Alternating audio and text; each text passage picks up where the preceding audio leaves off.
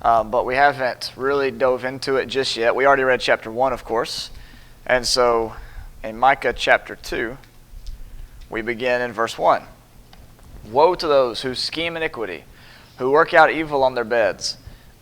When morning comes, they do it, for it is in the power of their hands. They covet fields and then seize them, and houses and take them away. They rob a man and his house, a man and his inheritance. When he says rob there, it means defraud, as how one translation gets it. Is that how yours gets it, Ashley? When you want someone's house, you take it by fraud and violence. Right. So the word rob there doesn't just mean like he's, put your hands up, everybody on the ground. It's he is basically cheating the guy out of his house. And so what Micah is doing is condemning the very thing that we read about in the book of Leviticus today. In the book of Leviticus, Moses talked about people that were cheating each other out of finances, were cheating each other at the marketplace, were lying to each other and defrauding one another. He says this is not acceptable living within the Old Covenant community. And so here in Micah, they are being spewed out of the land for the very things that Moses had warned them about. Particularly in this case, defrauding one another and cheating each other out of their finances. Notice that this is not just something that they do in their business, but this is something that was, it's not an accident. This is something that was premeditated, something that they lay up all night thinking about. Well, how can we do this and how can we do that? We're probably working with each other and scheming with each other to try to put this to place. These evil schemes was the first thing or the last thing that they thought when they went to sleep at night, and when they woke up, the first thing that they did was put them into practice. Whereas, take a look at the life of Daniel, for instance. What should someone be doing before they go to bed? Yeah, praying, right? Taking time out of their day to thank God for all He's done and ask Him for guidance and ask Him for forgiveness and whatever else you might pray for. And these people, though, they had abandoned that relationship with God to try to build up their own wealth. Anybody have any comments on verses 1 and 2? I know we've talked about them already. Gary? Just reflecting back on a lesson that I did in your absence, talking about what it was like in the days of Noah, dealers on men's hearts. That's right. Of course, that doesn't, we have to be careful because we have to understand how vile language is used. Because Saddam Hussein was joking, and that evil people still have some areas where they're good. But when evil takes over, as in the case here of those Micahs relating here to these people, in the days of Noah, things got so bad that God, well, according to Peter, He ended that world. But in these days, things are getting so bad that God's going to end their world. If I can use that phrase, Yeah. we understand what's going to happen. Yeah, for sure. We've already seen in Joel and in other areas how that sort of world-ending language was used to talk about the carrying away of Jerusalem into Babylonian captivity, as well as other defeats by other nations that they came upon them. 70 or 70 was the ending of the world. And, I think we have to look at the situation in our world. That, after 60 million slaughters of babies in the world, how much worse can we get before God? We get lulled into thinking that we're going to be here forever, or that things tomorrow will be the same as today, like yesterday. That's just conscious. Right. The reality is God going to leave us to our own devices. He's not going to do anything until things get so bad that we realize that we've messed up so bad, and we as a nation, that's what I'm talking about. Or I can say the world society as a whole, because I guess in some sense we're still a shining light in a corrupt world. Right, it does. Corruption is going to be our enemy. Yep, and that's, in all these places, it talks about the God's wrath of God, things like that. But what really is being done is people's natural tendencies leading to their logical ends. When a nation behaves in this way, it's no surprise that they can't band together in a time of war and fight against the common enemy. It's no surprise that those devious ways go from the very bottom of society all the way to the very top. And so the kings and the princes get into the same sort of actions, and they bring about a revolt against the people, from the people against them, or from another nation against them. And so the conclusion of Israel in this chapter is simply the natural progression of their crimes. Let's look at verse 3. Therefore, thus says the Lord, behold, I am planning against this family. This is a family that stays up all night and schemes iniquity. I'm planning against this family a calamity from which you cannot remove your necks, and you will not walk haughtily, for it will be an evil time. In other words, the judgment that's coming on these individuals that are performing these acts is inevitable. There's nothing that can be done to escape it. They might try to cheat their way out of this situation, but their neck's still going to be on the chopping block at the end of the day. There's no getting out of this, in other words. The judgment has already come. He says, on that day they will take up against you a taunt and utter a bitter lamentation and say, we are completely destroyed. He exchanges a portion of my people. He removes it from me. To the apostate he apportions our fields. Therefore you will have no one stretching a measure line for you by lot in the assembly of the Lord. So in other words, at the end of the day, whenever it comes time for your destruction, you're still going to be, the same kind of ungrateful, unhappy people that you've always been. And as he says there, notice this, to the apostate he apportions our fields. What are they thinking is being done when they are being destroyed? If somebody else is the apostate, then what does that make them?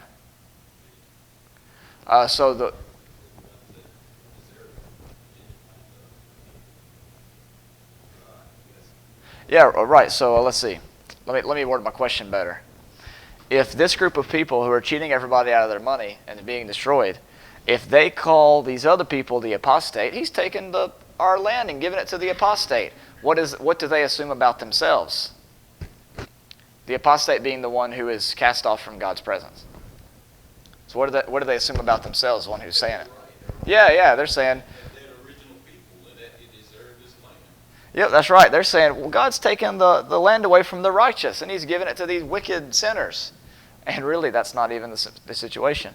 Just like Israel in the first century, and just like people in today's world, we perceive that we're righteous, but our actions are actually going against God's will. It's kind of like the types of churches that take money from the collection plate so the preacher can have a second jet. He's got to have the jet to pray on because he can't pray on a crowded jet, right? And there's situations, in which having a private jet may be beneficial to a congregation at at some level. But we see the difference between striving genuinely to serve God and getting that whole more and more business. Well, like with all the oils and the stuff that you get in the mail from people, trying to get a donation from you, and you're wondering, what does this little sheet of paper that's called like a prayer rug, but it's just a picture of one. What is that doing for me at the end of the day? And what's the motivations behind this? So, in other words, there's a lot of people even in today's world who call themselves righteous, but who kind of live in this same way. And the natural conclusion to that is, eventually destruction. They'll be their own downfall. When those things get exposed to the public, then people, we would think, but a lot of people stop attending the congregations and see them for what it is, and they lose the respect that they once had within their society. I think I've told you about the one guy before who was a faith healer, and the way that he would kind of start off his act, which is really what it was, an act. He would start off by calling out various people and basically saying their name and their address and why they were there and what ailment it was that they needed healing of or what kind of prayer they needed without them ever saying a thing. And come to find out what it was is that this guy had a earpiece in his ear, and his wife was in the back room reading off the visitor cards that they filled out, mailed in before they when they RSVP'd, and was saying she's sitting in seat 123B. She has this, this, and this. Here's her address. And so the whole thing was based on a lie, just to get money. And what happens with this guy is that exactly what's taking place here. He lost his following for a short time until it was able to rebrand and recuperate and go out and do the same thing again. And so it's just interesting to see that these kind of people are always in existence, always trying to use the term righteous as sort of an excuse to do their evil ways. So he says, therefore, you will have no one stretching a measure line for you by lot in the assembly of the Lord. The stretching of a measuring line was used, in building, for example, like in the book of Ezekiel. The New Jerusalem is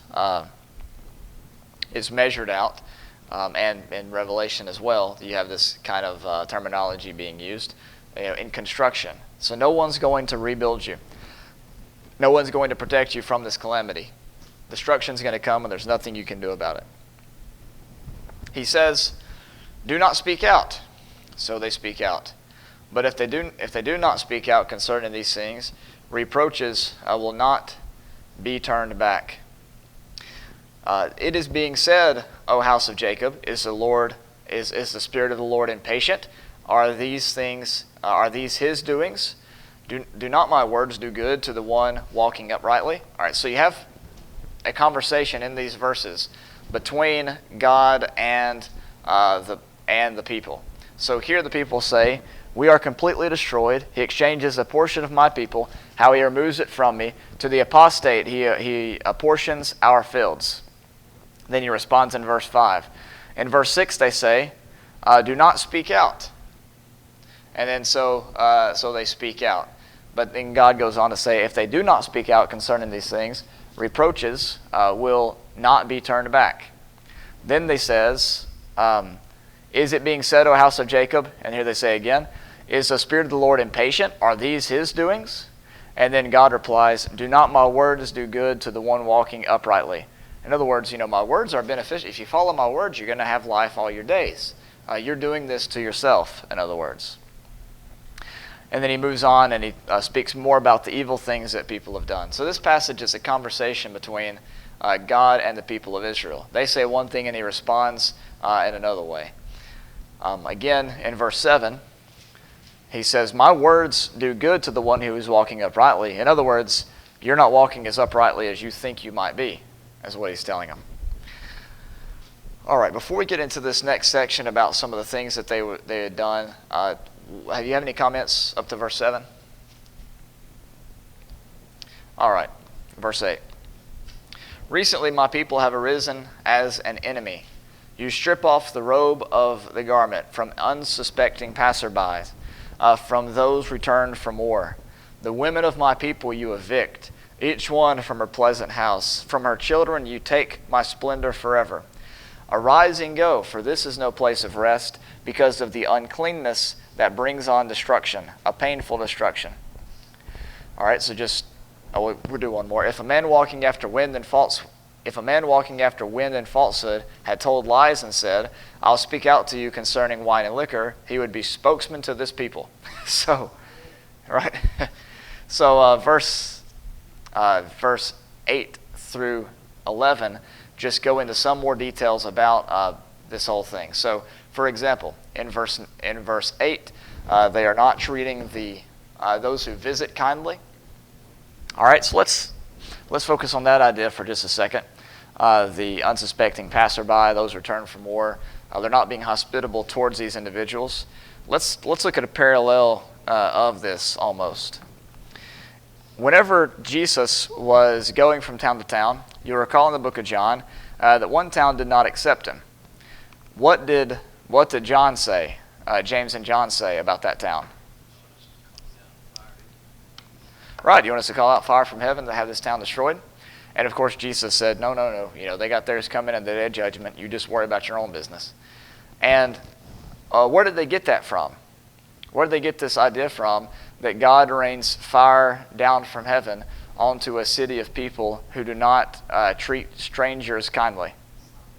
Yeah, Sodom and Gomorrah. Sodom and Gomorrah. So the Bible takes very seriously treating visitors into your land politely. We read about that in Leviticus 19, 17 through 20 today. And so here we have this same kind of sin that's coming up. They are not only are they treating visitors bad, as we saw before, but the unsuspecting passerby, those returned from war, the women in the town, and the children of those women, they're being just mistreated left and right. He says, you people are kind of like the one who sells wine and liquor that's lying to your people to try to make a sale, And I'm sure that hit very close to home with them. I think Miss Bonnie liked that example pretty good. But you have, basically he's telling them, you're all telling lies and falsehood to cheat people out of their home. The guy's going off to war, and what do? You steal his house. By the way, who is a prominent character in Scripture that stole a man's house while he was off to war? Yeah, King David, right? And so again, these sins aren't just localized to one specific group of people. These aren't guys, in the backs of bars scheming, right, in the movies. These are everybody, from the least of them to the greatest of them. This iniquity has spread. All right, let's keep going. Despite this destruction, he says this: I will surely assemble all of you, Jacob. I will surely gather the remnant of Israel. I'll put them together like sheep in the fold, like a flock in the midst of its pasture. They will be noisy with men. The breaker goes up before them. They break out, pass through the gate, and go out by it. So their king goes on before them, and the Lord at their head.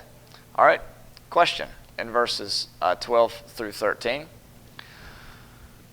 Now this has a reference to God keeping the remnant of Israel, but who is the great shepherd? Yeah, Jesus, the chief shepherd, as he's called in 1 Peter chapter 5. In Matthew chapter 25, in the judgment scene there, this is kind of interesting, the connection between that passage and this. In the judgment scene there, the sheep are the ones that's gathered to Christ, and what had the sheep done to deserve to be gathered to him? They care for the sick, care for the poor, care for the naked, care for those who are in prison. And so the very things that Micah is talking about here is what Jesus describes as a quality of a sheep in Matthew chapter 25. And so you have these themes that Jesus talks about in his lessons go all the way back to Old Testament themes. It was things that they had always it's kind of examples that they had always used. Robert?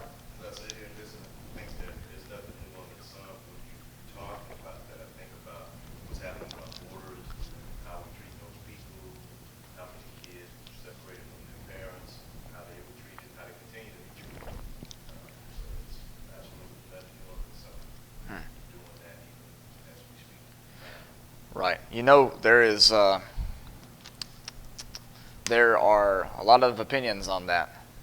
And I think that one thing that we need to keep in mind as Christians is, regardless of the nature of one's actions, whether or not they're right or wrong or against the law, or if they are right and against the law, and if they are evil and for the law, or flop them around. Good and right regardless of where it is, because abortion's legal, but none of us think that that's okay. Right, so there's things that are legal that people do that are wrong. There's things that are illegal that people do that are good, and there's things that are good that people do that are lawful, and there's things that wrong that people do that are unlawful, right? So, the law is not God. But at the same time, if someone breaks the laws of a country, there are punishments to be dealt out towards those individuals, regardless of who they are. However, as Christians, we should strive to see that the ways in which those laws are carried out are carried out as humanely and justly as possible, keeping in mind everyone. Here's something for you. For example, Robert mentioned those that were taken and separated from their families a couple weeks ago, which is not just happened a couple weeks ago. It's been happening in the administrations for years and years and years. even before the current one. Here's something interesting about that. Do you know where all those individuals were working? Do you remember where they were employed? It was at Mississippi at a chicken processing farm. Right. But here's the thing. The employer for those people, do you know how they got by with what they were doing for so long? They were generating fake Social Security numbers and credentials to keep those people kind of undercover. And the government had known about this operation for a while. It wasn't just something that came up recently. It's something that they've known about for a while. And here's what I don't get in that whole situation. Not only should people who are doing something illegally need to be dealt with appropriately, but that doesn't just include the people that are down here. It also includes the people that have good lawyers, right? The people that have good lawyers should be held just as accountable as everybody else. And it's just a shame to me that it seems that the people that are punished for this seems to be, at least according to the media, only one half of the people, and not the people that have enabled them to do this kind of thing, right? What about the people who own the farm? What about the people who fabricated the Social Security numbers? I think everyone needs to receive justice and not just one half. But as Christians, of course, we should seek for justice for all, and also seek for the most appropriate course of action to carry out that justice. Robert, what were you going to say? I can just see some parallels in the scripture and some of the things and reactions to what's been happening. On the Statue of Liberty, it says Brigham shall retire, whatever. Right. Now, because of the way this thing is spiraling out of control, they won't even change those words. It's kind of like the people there saying, hey, we're the victims, not the people that are coming over here, but we're the victims. Right. They shouldn't be breaking our laws, but it's just like I said, some good or bad, and who's right, who's wrong. It's nothing new under the sun. We still have the same problem. Right. That's right. And so, the last the last people I trust to accurately follow God's word is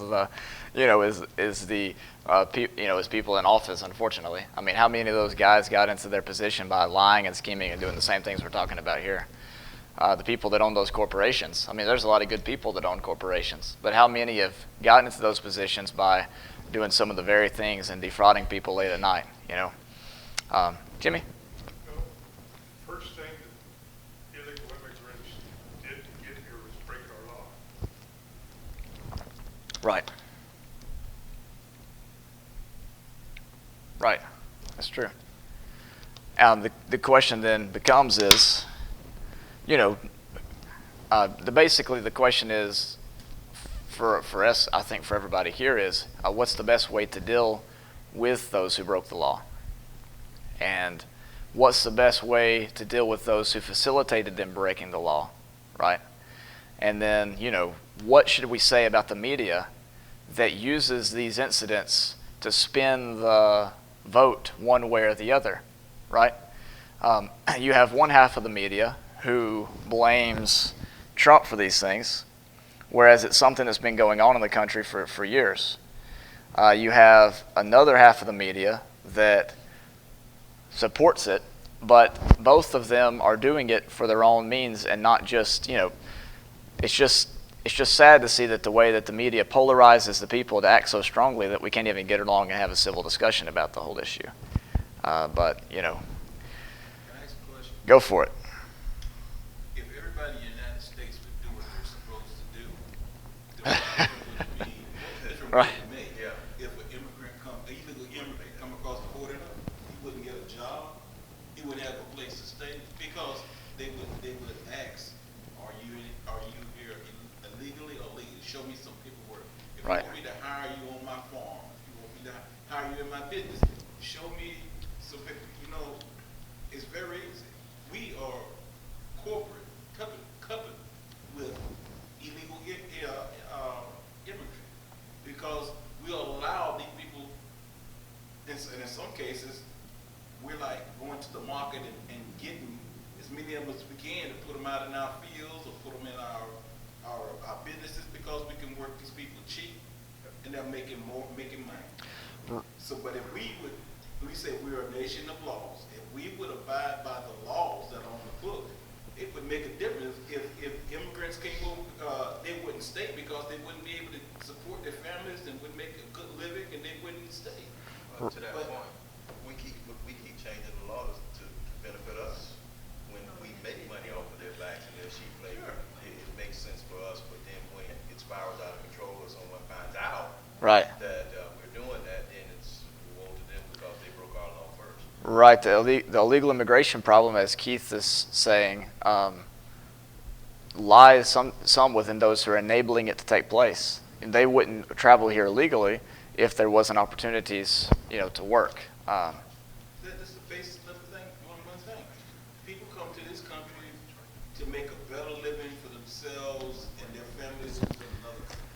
Right. Well, if we had laws on the books that said we accept immigrants, but legally, and these are the rules that you have to follow, and everybody would be culpable to that, and their hiring practices, you would not have a problem with people coming across the border because they know that every company, every person is going to hold them to the laws of the land. But they don't. We're Yeah. a big Right. hypocrite because we Found don't. the problem and it's us.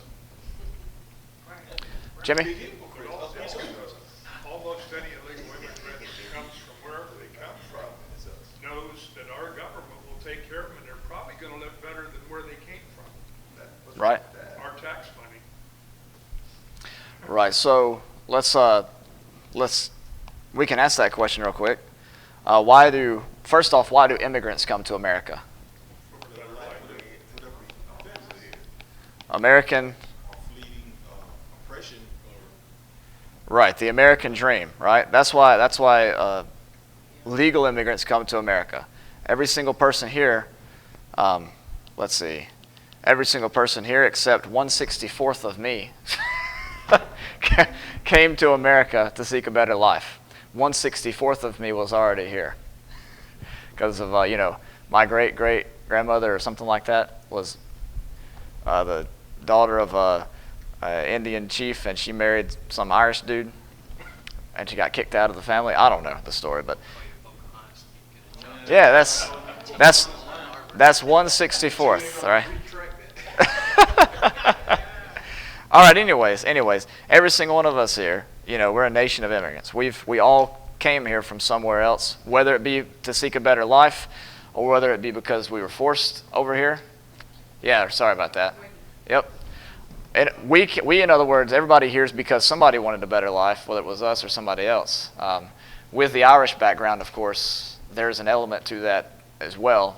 But illegal immigrants, those who come here without going through the proper channels, are also coming here most of them are coming here to seek a better life. And then there's those who piggyback on them to spread the drug cartel stuff and the violence and the stuff that we read about in the news. But that is a portion of the population. It's not all the population. And so the question that we need to ask again, not only is, are they here? Because we know the answer to that. And are they here legally? Everybody knows the answer to that. But the question is, why are they here? Why is that one man willing to risk the life of his family to travel across the border illegally to work on a chicken farm in Mississippi? Why do you think he does that? Regardless of whether or not it's right, why is he motivated to do that? for him and his family. And most of us, it's family. Yeah, It's not really looking at his. You can't be. If you want to work out on chicken farm, maybe it's better than where he came from, but not much. It's imagine. But he's looking at his children. That life's being much better. Right, so he's looking for a better life. Now, why does he have to come here to look for a better life? That means the life that he has wherever he wasn't that good, right? Which means that there's something wrong fundamentally with the country from which he is coming that's caused him to come this way. Now, there are options that we can do for illegal immigration, and these options are not just true with illegal immigration. This is true for any problem that you have. Number one, you can ignore it and let it go on like it is, and I don't think anybody thinks that that's a good solution. The other thing is you can sweep it under the rug. Basically, you can say, oh, you're here illegally, whew, gone. Just, we don't even care why, get out. Or what we can do is identify the problem in terms of why they're coming here and not staying there, and then try to work with that original government if they have corrupt leadership, if it's a extreme socialist government that's taking advantage of their people, or it's a communist government or a government ran by drug warlords or whatever. We have the power and the ability as America and serve as a model of what a nation can be, and maybe should exercise that power in trying to get those countries sorted out so they don't feel compelled to come here. And so there's other solutions that we can go than, dealing with the root of the issue and not just the product of it. Robert? I think we're doing just what people of all ages have done, and that is continue to have control. We say words like our government, we say words like breaking our laws, we say all those things, and when we say those things, we get further and further away from the Bible. If you look at the scripture, he made no respect of person. Right. He just said, visit, treat them right. He didn't say whether they broke the law, he didn't say whether they broke the rule we're trying to follow. Sure, and that's now on a Christian standpoint, right? If somebody comes into your town and you find out that they're here illegally, and they say there's something better about your life than mine, what's different about your life? And you say, well, I'm a Christian and I obey, I'm a Christian, I follow the scriptures, I follow Jesus. And then there's a difference in you treating them kindly as a Christian and the laws of the land, how they treat them, I suppose. I'm trying to figure this. Let's do it like this. Let's say somebody moves into your town who's broken some kind of law. I don't know. I need to formulate a better example. Let me put this in proper perspective. Let's see. I'll just say it like this. We have a duty as Christians to love every single neighbor as ourself, every single person as ourself, and show to them the same kind of love and patience and guidance that God has shown us. And at the same time, as citizens of a country who are obliged to follow the laws of the country, we still have to uphold that system of laws, regardless of whether or not. Let's see, that's not actually good. Let me go back. The problem with it, Man, I'm trying to figure this out. well, the problem with it, you can't figure it out to the point that Paul converted, Right. Paul sent him back to his master. He still had an obligation to his master. But Paul wrote letters on his behalf because he was a Christian. He became a Christian under the teaching of Paul. We still have the obligation to teach every man that we come in contact with. Sure. But then we still have to, point them to the law. The Bible still teaches us to obey the laws of those that have authority over us. Right. So that we don't have a conflict between, we become lawless people. Right. We still have an obligation to observe the law. So, But we still look at a person when he obeyed the gospel as something that we're responsible for, and seeing that their lives are better as Christians. right. We have a personal responsibility to every human being to serve them as a Christian as God has served us. And we have responsibility as Americans to vote for laws that are just and things like that. A while ago I said stand up for the laws. I don't think that's exactly right, because abortions, and we don't commend that. Slavery used to be acceptable in the country. We don't commend that. Segregation, women's right to vote, all these things various people have stood up for in times past because they saw those things as inhumane. And so I made a wrong argument when I said just because something's a law, we need to, because that's not always the case. Civil disobedience is another route that can be taken. Like in the time of Christ, when people were going against the Roman government, where it was wrong to be a Christian, just shortly after Jesus' time, and they were Christians regardless. They didn't say, oh, well, the law says, they were Christians regardless. And so that was a fallacious argument that I made. But the point is as Christians, we have an obligation to every single person in the universe, in the world, to treat them with love and kindness and respect as Christ treat us, even those that are our enemies, as Jesus says in Matthew chapter 5. As citizens of a country, we have to evaluate the laws, judge them whether or not to be true to the nature of God or not, and then follow them accordingly. So, Jimmy and Robert has something. I think I saw Robert saying go for it first up, then we'll go to Jimmy. Well, I just think that it's kind of just goes back to all the things we've been talking about the Sundays and the studies. The fact that what type of kingdom is Christ trying to set up? Right. What kind of kingdom was already in operation? So when you look at it from that perspective, we're doing the same very thing, and we're still going against his order. He's trying to bring us more spiritual, and we're still trying to be more physical and carnal, and look at it from these eyes and say, well, you're going to take something from me, so I need to set the law up to make sure that you don't do that. He's saying that's not how you do it. And we continue to do the same thing. That's why I say nothing's new under the sun, because we continue to do the same thing that history has shown us that doesn't work. Right. And it won't work with our ideas, no matter how much we try to break it down and twist it and turn it.